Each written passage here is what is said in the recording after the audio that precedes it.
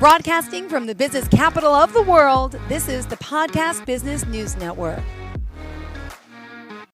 And we are here with John Paul LoGiacco. Did I get that correct? Yes, you did. And you're all about design, quality, comfort, fit. Please introduce yourself to our listeners today, John Paul. My name is Jean Paul LoGiacco. I'm a fashion designer, tailor, shirt maker, and image consultant. Wow, this is so exciting to have you here today. Where are you from specifically? I was born in southern Italy.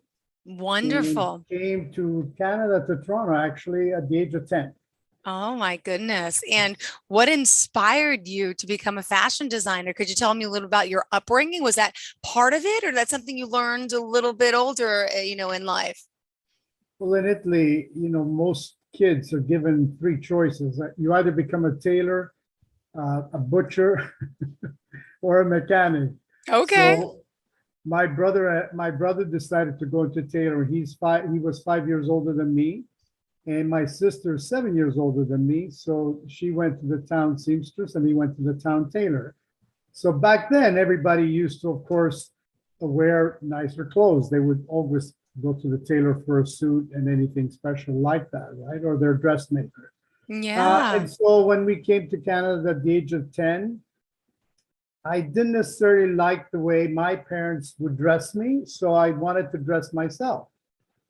There's a certain way that I wanted to dress, and I started buying my own clothes like at the age of 10, got a newspaper job, and off we go. So make some money and buy your clothes. Yeah. So I had my first custom-made shirt at the age of 16. And so I wanted to get into tailoring. So I asked my brother if he could have the tailor that he knew hire me, which of course he didn't. But that worked out well because I got a job in a menswear store that actually they own 32 stores and did a large made to measure. So that way I was also able to meet lots of manufacturers and people in the industry. And then, of course, because I still wanted to tailor, I wanted to design, cut, and make the clothes for people. I did a postal course in cutting first, and then I opened my first shop at the age of 20 and hired a tailor and my sister to work for me 6 months later. So from that, we went on. We started making men's suits originally, and then ladies wear, and then got into custom-made shirts. So we did the whole thing.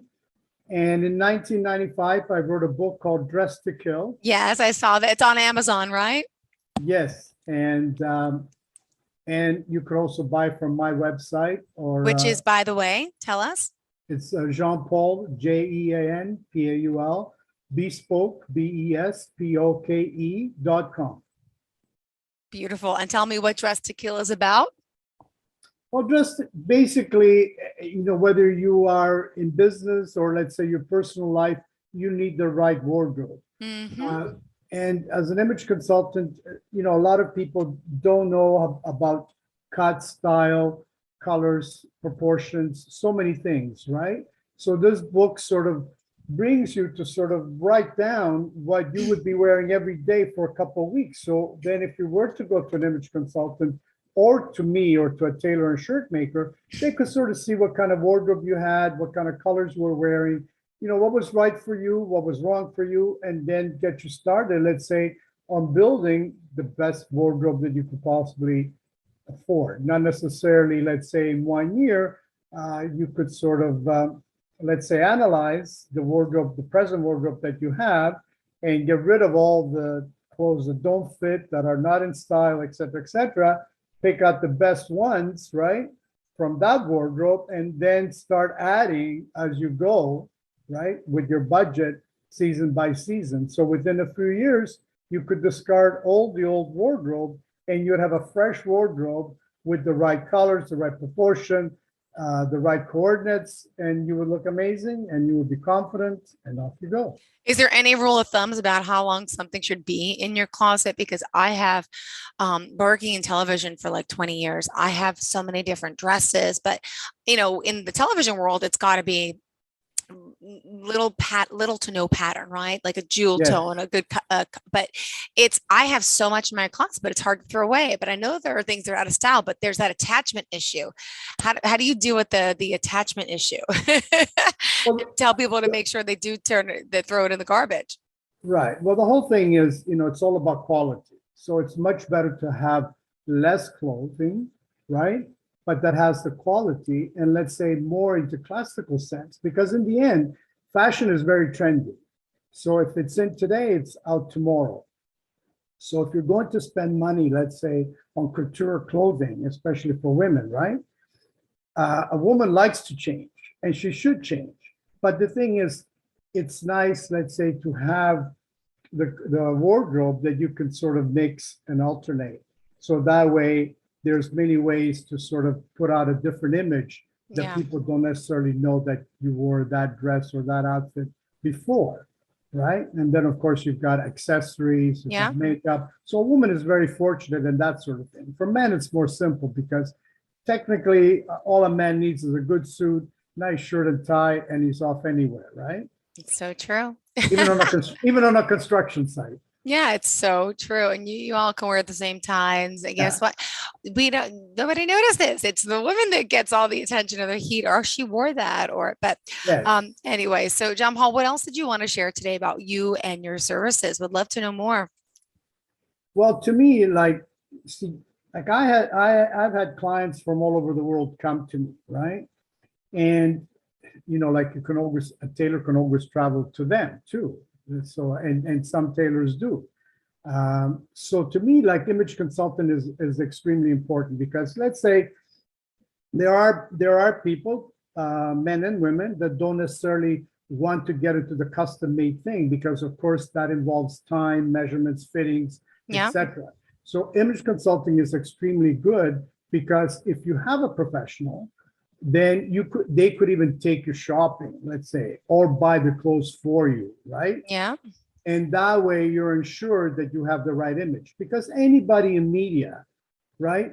You look at them and you go, oh my God, like, look at those sleeves, they're so long. Look at the pants, they're like 3-4 inches too long, sloppy, the tie just kills the outfit. So there's so Hmm. many things that go into a wardrobe analysis, let's say, and dressing the person. And then, like everybody's different. Some people have straight shoulders, normal shoulders, sloping shoulders. So what you want to do is you want to make sure that the clothes fit right, right?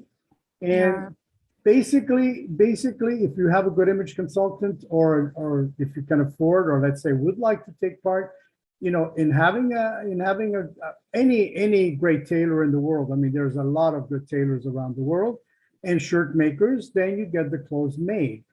Jackie Onassis couldn't make the fittings into Paris, so they created the mannequin that was Jackie Onassis. So they made the gowns, they made the clothes and everything to fit the mannequin perfectly, and then they just shipped them off to her. That's So she didn't have to go to amazing. Paris. She didn't have to go to Paris for fittings. That is pretty amazing, right? What Yeah, money could do. My goodness.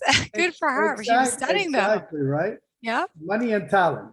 You need the talent. exactly. You need the talent because without the talent, you can't achieve what money will pay, I agree. right? Hmm. Now you work, is it with men and women as well, or just Yes. men? You do. No, men and women. Perfect. And to check out some of the wardrobe and what you do, can we urge everyone to go to your website one more time? Share it with us. Jeanpaul.com. And Jean Paul is the French way, of course, which is JEANPAUL, no hyphen, no space, bespoke.com.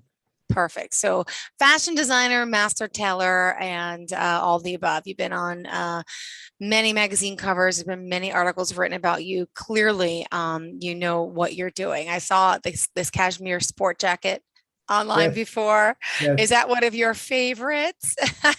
Well, Do you have a cashmere is definitely the most beautiful fabric in the world. So cashmere and silk are the two luxurious fabrics, right? Mhm.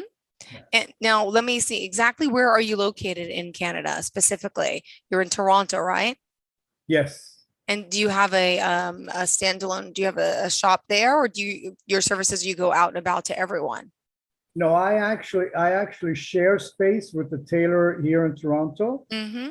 So I use this workshop because years ago I did have my own showrooms, workrooms, and everything, but a lot of my people retired, so now I have them come as I need them.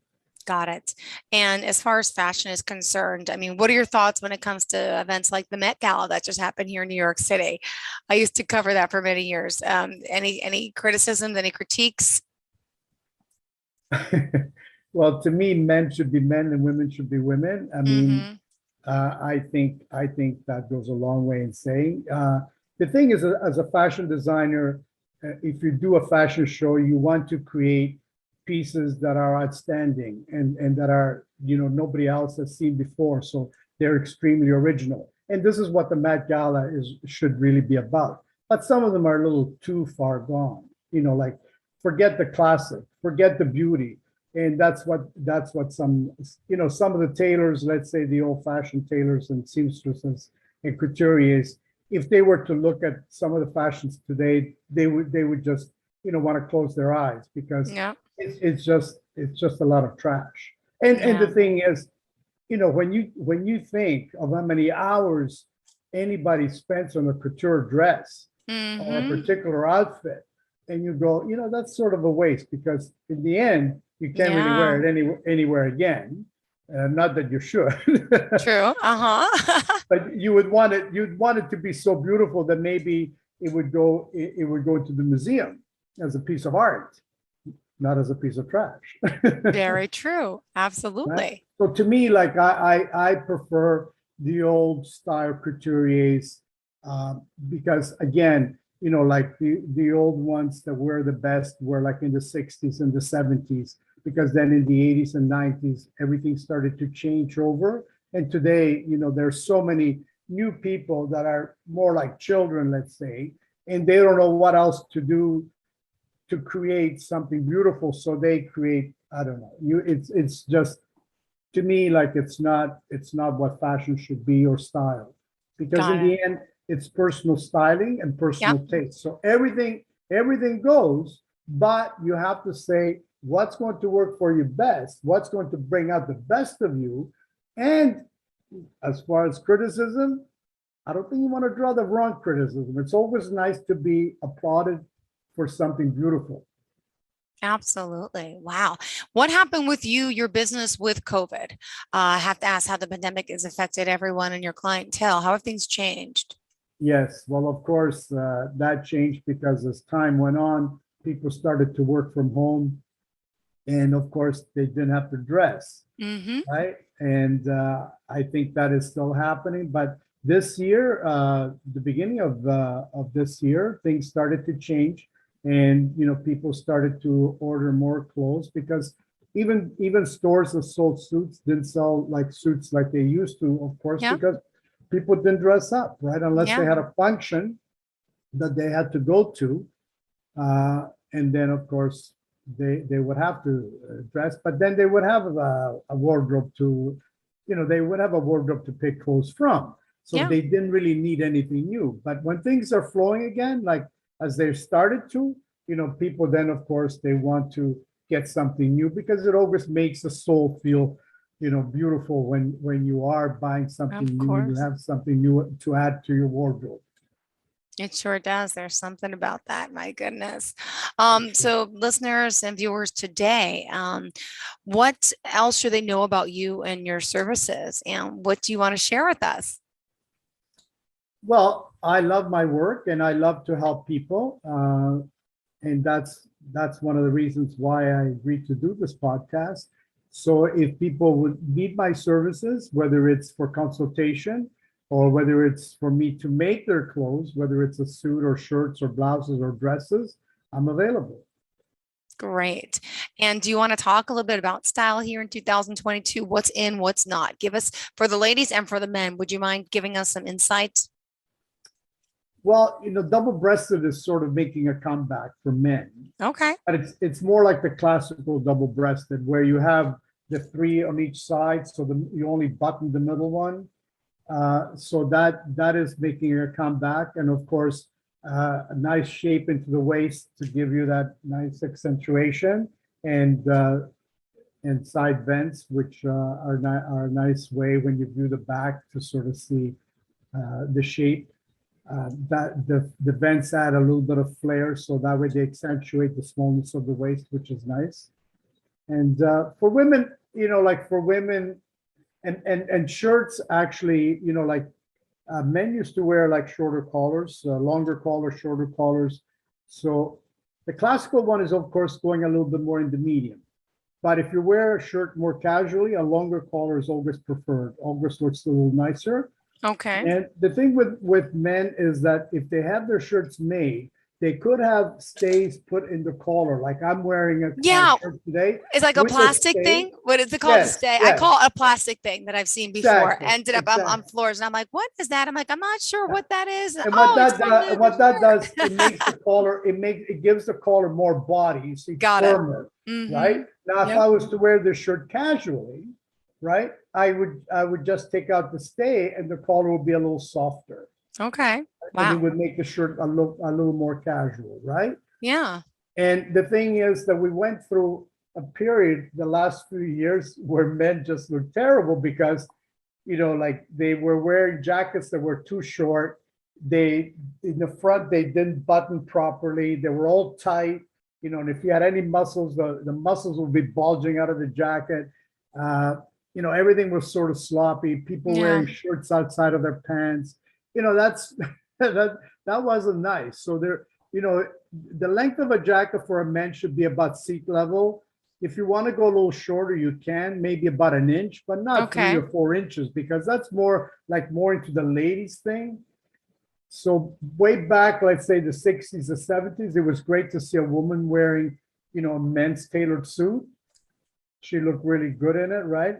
And women used to like that. But now it's sort of starting to change where, it's men are starting to dress a little bit more feminine in that sense. They want a softer suit. They don't want, that line, that rigidity of the old-fashioned suits, right? Yeah. So the softness can be there, but the thing is, if you want to look good, you can't have folds and wrinkles in clothes, Yeah. right? So you need the body. Got it. And what Right? about? Okay. No, go ahead. I was going to ask about for men and two things. I was at a black tie event the other day, and are cummerbund buns back in style or No, no? no, Thank you. Thank no, you. That's what I said. I said it's no. very They 80s. really haven't been in for like 30, 40 years. Thank you. And I'm right. And who am I to know? But I'm like, yeah, it's But exactly some what I people, said. yeah, it would be much better if you wanted to do something to wear a vest, but the vest is double-breasted because then you have the closure and you don't see anything, right? You don't have the jacket opened up or you see anything. And even Yeah. if you had the double-breasted jacket, you have that little bit of leeway that it doesn't really open as much that you see Yeah. the pants and the shirt at the bottom and everything. And people used to wear tuxedo shirts that had the yoke part, right? Mm-hmm. And that's why you needed the cummerbund, because you didn't want to see a difference between the yoke where the yoke ended and the shirt, right? Yep. Absolutely. So a vest would be nice if you were wearing single-breasted, but even if you were not, and you were wearing a single-breasted tuxedo, you don't necessarily wear a belt. You could have like a silk satin waistband, and Okay. it could also be a touch higher. So that way you see silk, but Okay. and the cleats, what they do then is they go all the way down into the pants. Because back then, you see, like with the yoke, you needed the cummerbund because you didn't Yeah. want to see the Yeah. Yeah. separation. But now with the pleats going all the way into the pants, right? Then Yeah. you could wear the jacket open and you have no problem because it's all dressed up, right? Wow. And then the bow tie. Absolutely. Now, the one thing about black tie that I must say that I really hate is, let's say, the Oscars, because you can't have a black tuxedo, black shirt, and nothing in the breast pocket, right? So, like, you see, like I'm wearing a white handkerchief. Yeah. So everything black isn't good at all, right? Because Wow. That you it's need too some black. color. So Got it. Okay. the beauty of these things are black tie, tails, they're classical pieces. And if you fool around with them, you're just killing them. Got it. Wow. We're almost out of time here. I can't believe it. Okay. Unfortunately, we had a late start today. I want to talk Yes. about ladies' trends and designs as well. We can get to that next time. Are we speaking again next week? Yes, we are. Great. I don't know. It's Memorial Day. I'm not sure if it'll be next Monday, though. I don't know when we're scheduled. Just the host. You're scheduled June the 6th. Oh, fantastic. Great. We're looking forward to our next conversation. Now, if someone wants to reach out to you, can you share with us your website, phone number, social media contact, et cetera, et cetera? I am on Instagram. Just they can look up just me by my name. My phone number is 647-300-0016. Easy to remember. And the website again is jeanpaulbespoke.com. Perfect. A pleasure getting to know you, speaking with you today, and thank you for working with the technical difficulties.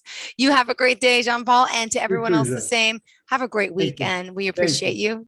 Are you looking for even more of the podcasts and hosts that you love? The Podcast Business News Network is proud to announce that you now have even more ways to listen live. Check out the MyTuner Radio, online radio box, and Simple Radio apps on iOS and Android, or find us online. Search for Business News Network on mytuner-radio.com, or search Podcast Business News Network on streama.com and onlineradiobox.com/US. Take your podcast on the go and don't miss a minute of the action.